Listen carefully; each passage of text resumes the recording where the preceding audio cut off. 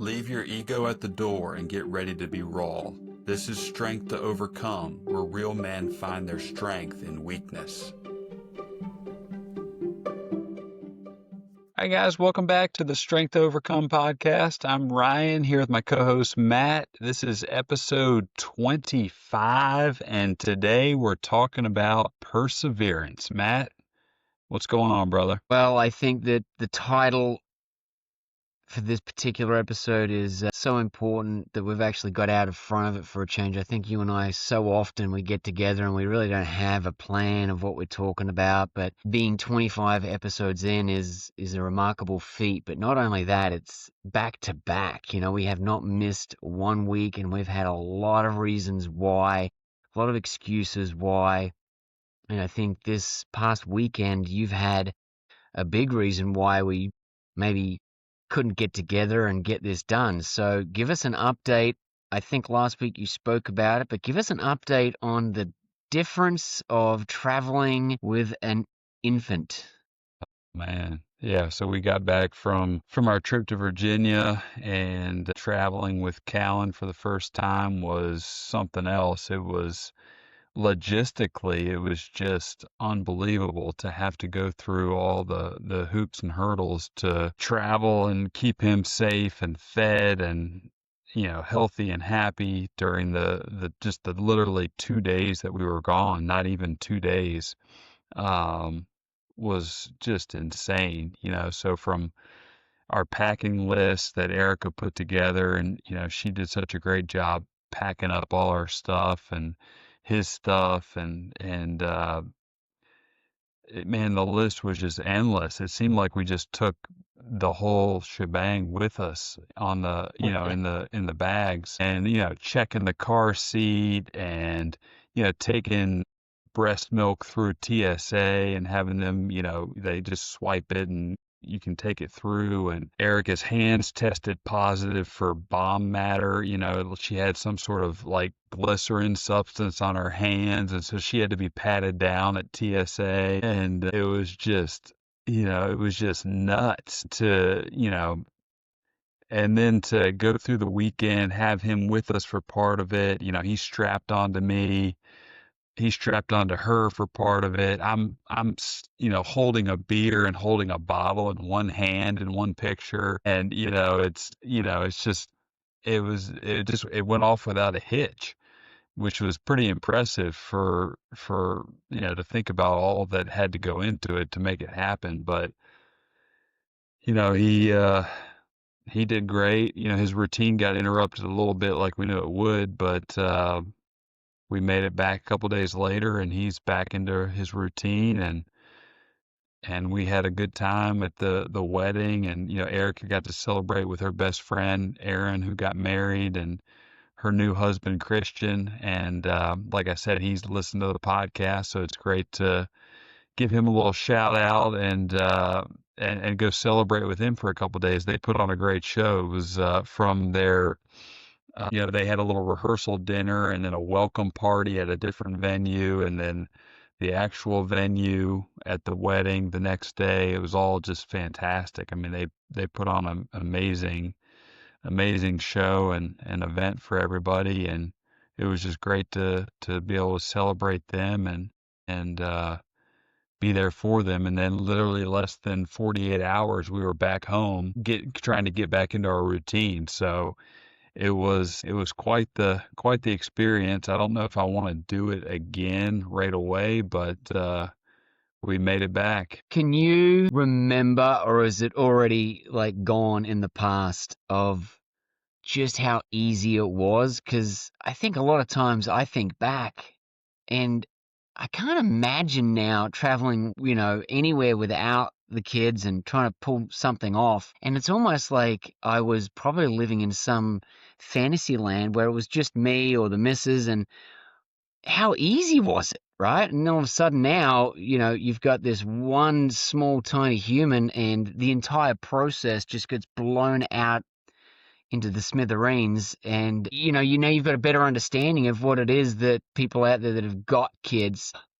Now I get it, right? Now I know why people don't say yes to an invitation to celebrate someone's big birthday or a big wedding trip. You're like, man, why can't you just suck it up? Just come on down and bring the kids. Now, do you have a better understanding of why people might be a little more like, I'm sorry, I can't make this one? Yeah, yeah. I remember we've got a great friend who we invited to our wedding. He's got a special needs child who's actually an adult at this point, and he respectfully declined the invitation. And at the time, it was like, man, we would have loved to have had him and his wife and his son at the wedding.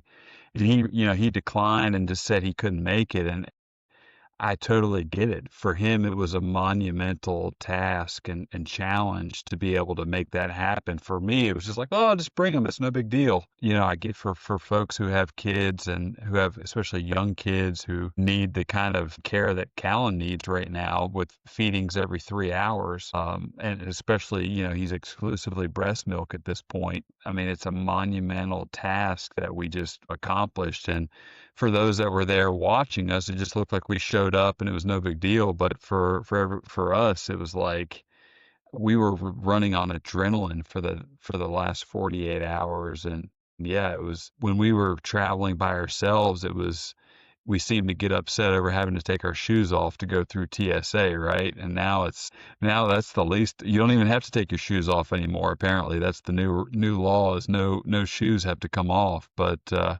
we had plenty to worry about, that's for sure. Yeah, I think everything changes, and you've got a different perspective now. It doesn't mean that anyone that doesn't have kids is wrong or getting it easy. It's just another experience that you've got in your resume now that'll help you better relate to people around you. And, we titled this episode in advance because we've probably had every reason to skip this week. We've had a number of weeks where in the past I think we've been going through some stuff. I know you've been through some times where it looked pretty dark and ugly, and I've watched you unfold into this bright spark that I remember from back in 2010, 12 kind of era, and I'm watching you unfold back into what I remember now that you've got that purpose again. But we've also been through some really tough times over this last 6 months, this 25 episode streak where we've probably had to G each other up a little bit. Hey man, let's keep this thing going. Let's press on. Let's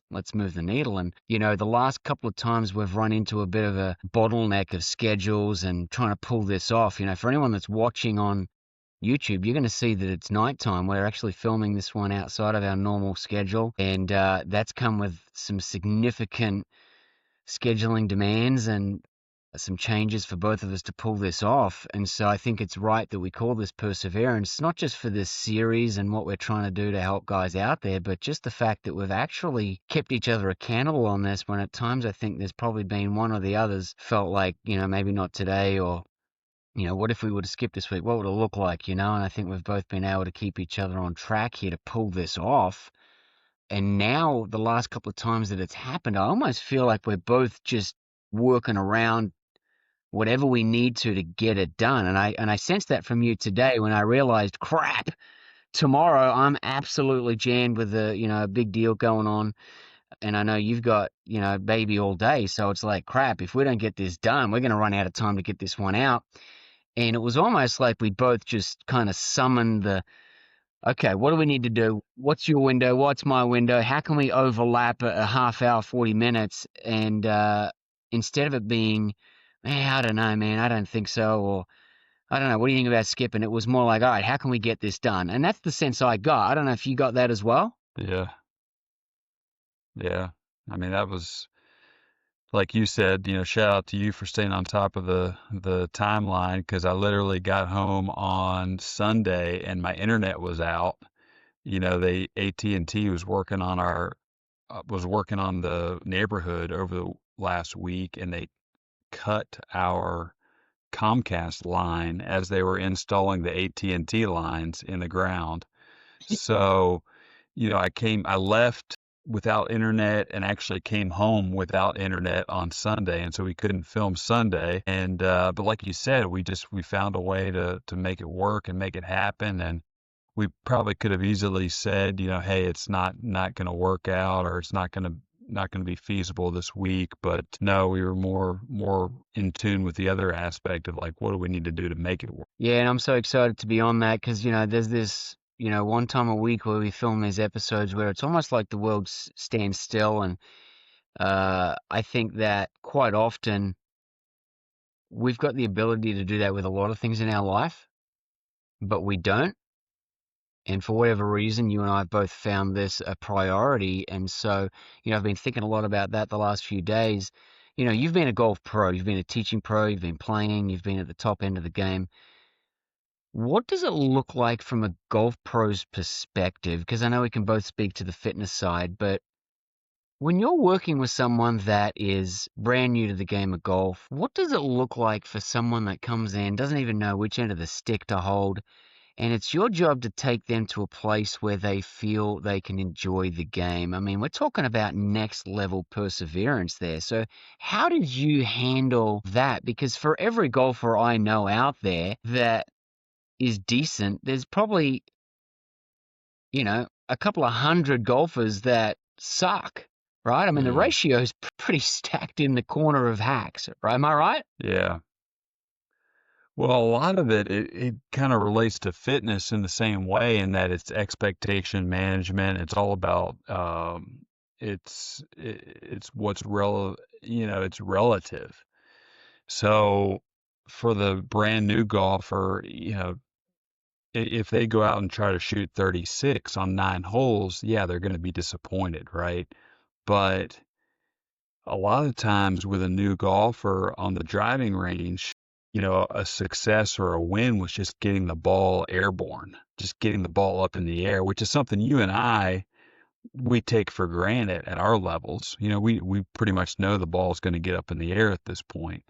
But for a new golfer, that's a big deal. So setting that expectation and, same thing with your clients in the gym when they first start out, you're trying to get them that little win, right? Get them through that first workout, that first week, that second week, get them the little win that's going to keep them coming back or get them to the next one.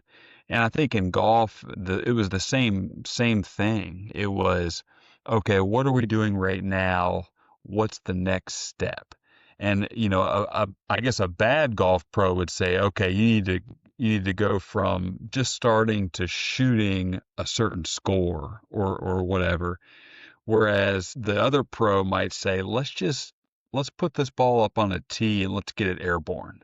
Let's get it up in the air. Or, he might say, hey, let's make a full backswing and a full turn and let's work on our follow through. Make sure we pose on our follow through. So it's kind of expectation management, which you can probably speak to a lot in the fitness side of things.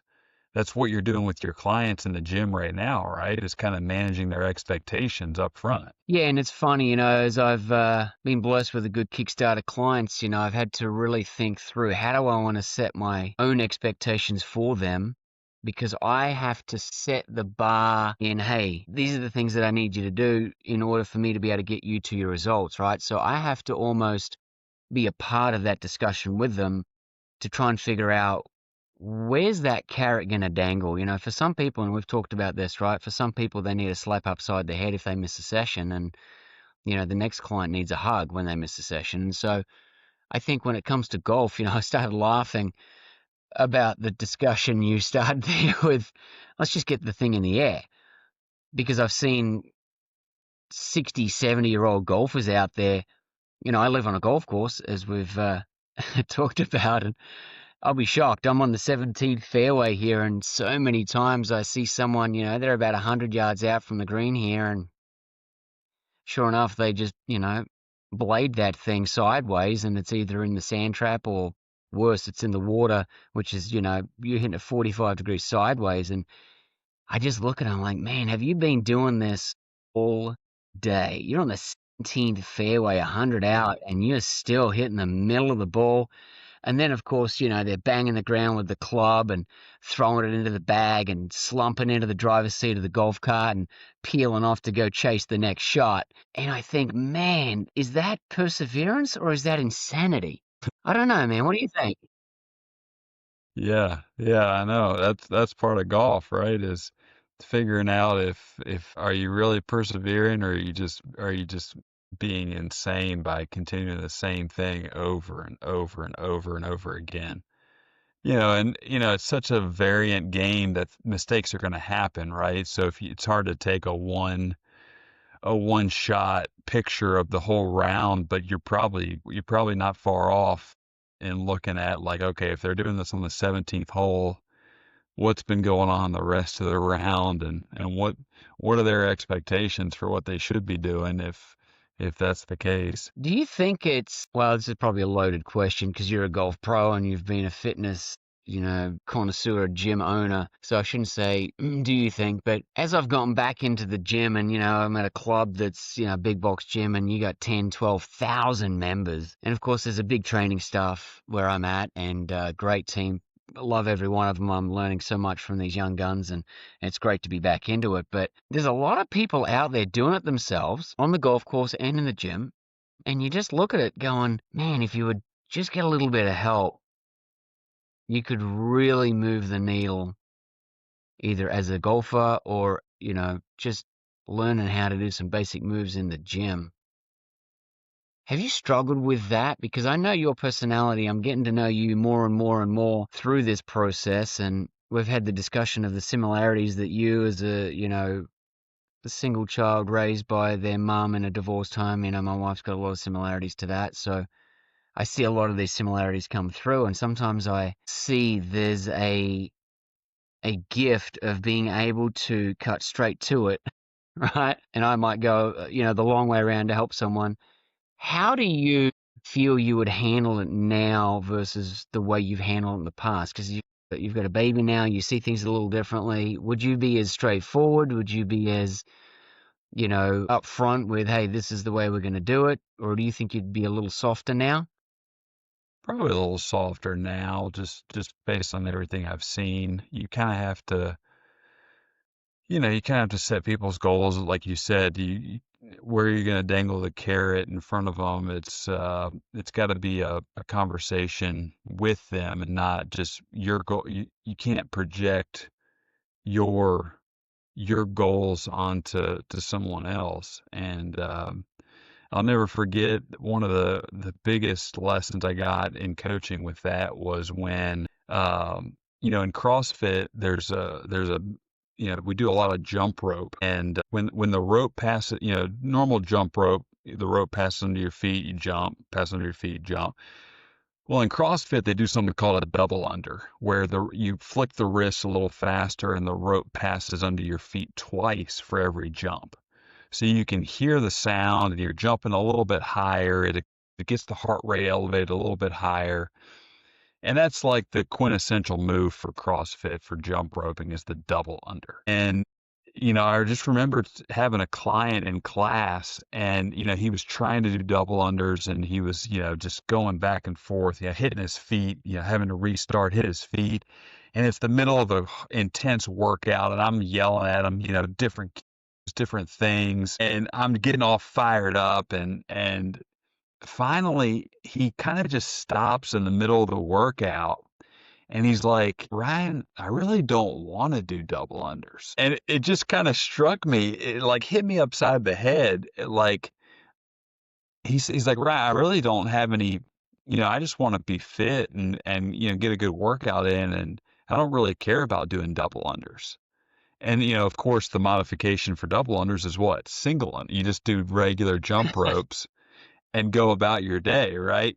And it just kind of hit me upside the head, like, oh, not everybody has to have the same goals that I have for them. It really needs to be set by what they want out of their life, and what they want out of their fitness, and then I have to kind of come on board with that, and direct the plan from there.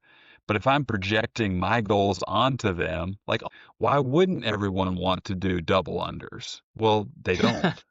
So that was kind of one of my biggest lessons in projection and goal setting with clients. And it would have helped a lot in the golf world that same idea of like setting goals ahead of time, like you said, and making sure that's on track with both of us. That's great because I didn't know that, and I've been in this business a long time, and I've always ragged on some of the stuff that gets done in there, only because quite often it's going to end up in an injury, right? Which you've experienced. So Yeah.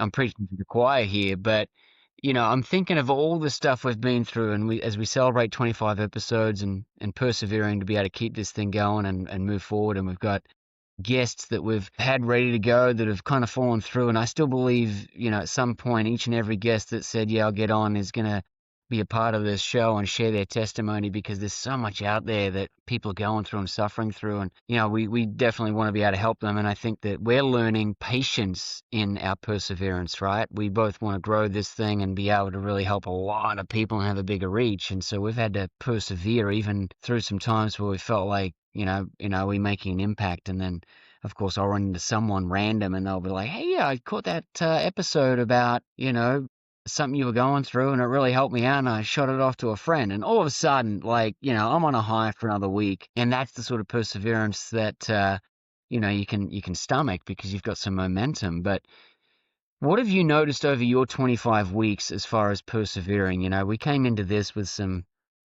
baggage. I feel like I've watched you change a lot and you've kept your spirits up, and I feel like I've seen a change in you. But what would you say has kept you going, not just with this, but just in that last 25 weeks? I mean, we're 6 months down the road, we're not just kicking the can, right? We're actually moving the needle in some huge ways here. And, now you're a stay-at-home dad, and when we started this, we shared in those opening episodes some of the trials that you're in. So what have you noticed has helped you the most to stay on track to being someone other than who you were or where you were stuck? I mean, a lot of it's just the accountability of having someone else on the other end of it, and it's not just like you would partner up in a workout or partner up in a golf match where you're playing with a partner. You don't want to let the other person down. And so I think there's a lot of that involved with me of just, and you not wanting to let you down and showing up for you and you doing the same for me. And, we're kind of in this together. And so it definitely speaks to the number two, right? And strength to overcome and how we're doing this together and how anything you do in life, it's generally going to be better, stronger, more powerful when it's together with other people. And so I would say that's probably the biggest thing for me. What about you? Well, I mean, you pretty much just stole what I would be able to say, so I can't really speak much other than ditto, right? Yeah. You've put a lot of the work in behind the scenes to pull this off, and we've talked about you pulling the editing and a lot of the graphics and such together to get this out there. You're the brains behind it, and we've had a lot of great guests on there. But I've watched both of us move from those early episodes out of some really dark spots. And listen, if this podcast is nothing more than for us to have had the accountability to stay in touch and do this, then so be it. I Hmm. think we've reached a lot of other people, and it's funny. I remember screenshotting to you a couple of weeks ago.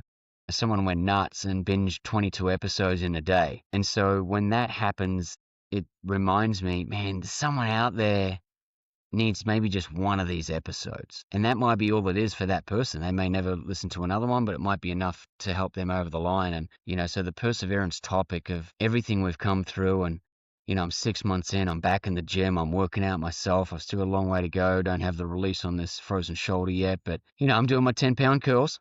And I'm doing what I'm allowed to do, and I'm destroying the legs, and I can barely move. And so there's just this accountability factor that, with you've helped me a lot behind the scenes. We haven't put everything on camera. I think people would get a bit tired of that. But I think that there's something really special about having someone that you can build the bond with. And it's funny because, as I'm talking there, I just realized that I really feel like it would be hard for us to miss a week now. Whereas early on, I felt like there were times where you were going to bail, or I was thinking maybe I should bail, right? And now I almost feel like there's really no chance of us missing one. And I think that speaks to having the perseverance, knowing that it's going to take some time to build a new foundation, whether it be a crappy golf swing you're trying to change, or hey, I've got to lose a lot of weight, or hey, I've got to gain a lot of weight. I'm working with a gentleman that's lost 30 pounds after a surgery, and he has got to put this weight back on, right? And that's really hard for him in his condition. And so it's hard whichever way you look at it, but not thinking so short term. I love what you said earlier. You set the win, set that short term win, but have a long term accountability too. I think, you did that for me a lot early on in this too. Let's just start shooting it. Let's just start recording it. Let's just start putting them out week after week. And you really pushed for that because I didn't really know, well, how often do you do these, right? And you had a little bit to speak onto that. And so for me, that's where you've been tremendous to keeping me going, but also getting back into the fitness business, which is going to help me as well. So, that perseverance, I think for me, I'm looking at it going, man, you can persevere on your own all day long. But do you want to be the guy on the 17th fairway out the back of my place, hacking it into my lanai? Like, are you getting help? Are you reaching out to anyone? Not like that episode we talked about where reach out to someone that might be in need. I'm talking about reaching out and getting help, like finding someone, right? Because I know you've mentioned many times you've been, you feel isolated and alone up there, and I felt the same way here. So Go how ahead. would you help anyone make that decision now to getting on with getting some help? I think it's tough, right? Because fitness and golf are two of the things, especially fitness, where people just don't ask for help enough. How many people do you see working on their cars on their own or doing their own taxes or, setting up their own financial planning or selling their own house? All these other industries, they go straight to the first thing they do is call somebody. You call a lawyer, you call an accountant, you call a real estate agent, but why don't you call, and you and I know the reasons on the fitness side of things, but you don't call the personal trainer right off the bat to get help with your fitness. You don't always go straight to the golf pro to get lessons for golf. You try to go to the golf course and do it on your own, and it's tough, right? Like you, I wish more people would get help sooner. I think it would save a lot of frustration and lead to a lot more joy. This is coming from the guy here who's trying to change the oil and the brakes on his own car, and I think people just get a little bit of a high off of doing something themselves, and there's got to be a little trade off of that along the way. I don't know. Yeah, I think you've spoken a lot of good stuff there. And I really think that if people could get a lot of help at the beginning of their health and fitness journey and as a golf enthusiast, I think it makes the journey a lot more productive and enjoyable, and in then turn helps you actually sustain perseverance. Yeah. Yeah, it's tough when you're looking up the mountain and you've got, 300 pounds to lose or you're can't get the ball off the ground on the golf tee on the golf course. You're looking up the mountain. It's really easy to quit, right? But if you can figure out what that first checkpoint is, whether it's losing 5 pounds, whether it's showing up to your workout, whether it's getting the ball off the ground, whether it's just making contact with the golf ball for some folks, and you can get to that checkpoint and then start to work your way up that mountain. That's how you make it up the mountain. It's not just looking straight up and going right at it, right? You have to hit those checkpoints along the way. Yeah, I couldn't agree with you more. I think it's important to find someone that you can lean on or have accountability with. We've done that through Strength to Overcome, and we've also done it with training and golf pros. I've always loved having a trainer. I've always loved having a golf pro. So I think that, as we wrap up a perseverance episode here at the end of the night, we could just encourage people to find someone to help you through the tough times, because I would say that we wouldn't be 25 episodes in if there wasn't you on the other side of it for sure. So thanks to you and for the listeners keeping us accountable to keep this thing going. So find someone, whether it be golf or fitness or wanting to be a great pottery expert, find someone somehow that you can look to and lean on and be accountable with. And I think that, your perseverance gets a lot easier when you don't just rely on yourself. Yeah. Yeah. So before we go, give us the update on what you got going on in the gym there. I know we talked last week. You were up to 14 clients and you were building things up pretty quickly there. So where are we at now and how are things going this week?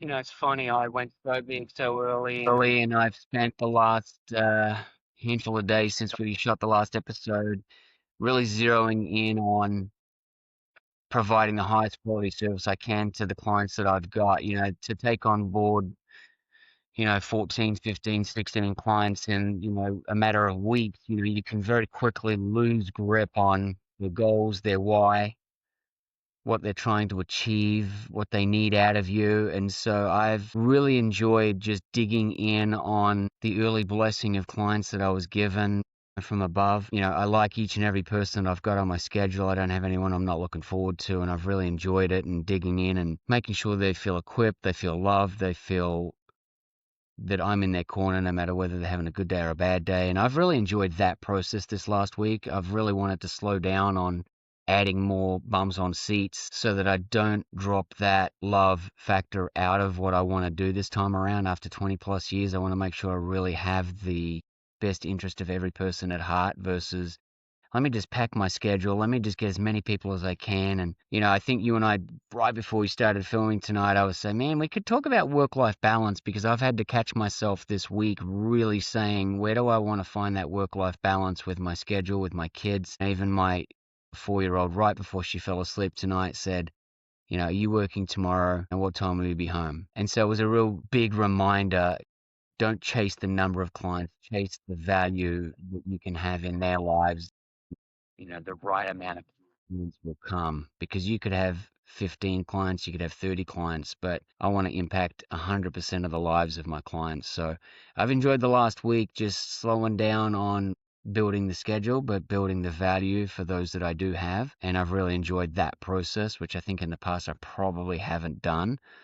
And I think that you could probably understand that based on what you shared about your guy doing the double under. You pretty much described it, right? Let's not lose focus on why they're there and worry about, all right, who's next and how much can you make by building a bigger schedule. So shift in focus, but hopefully for the right reasons, and definitely want to build, but I want to build with quality, not quantity.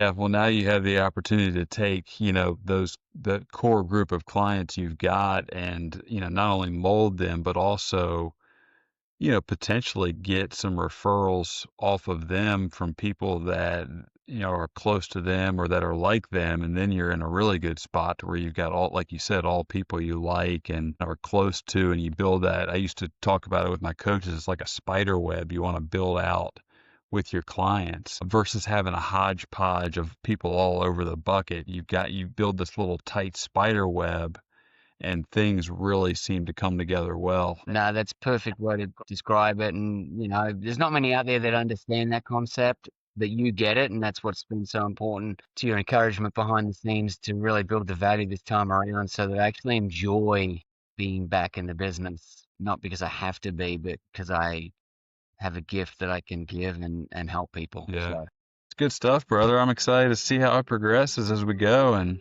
I know we've got a few guests lined up for the next little bit. So I'm excited to jump on with them and hear their stories, their testimony, and kind of continue the process as we go. absolutely, brother.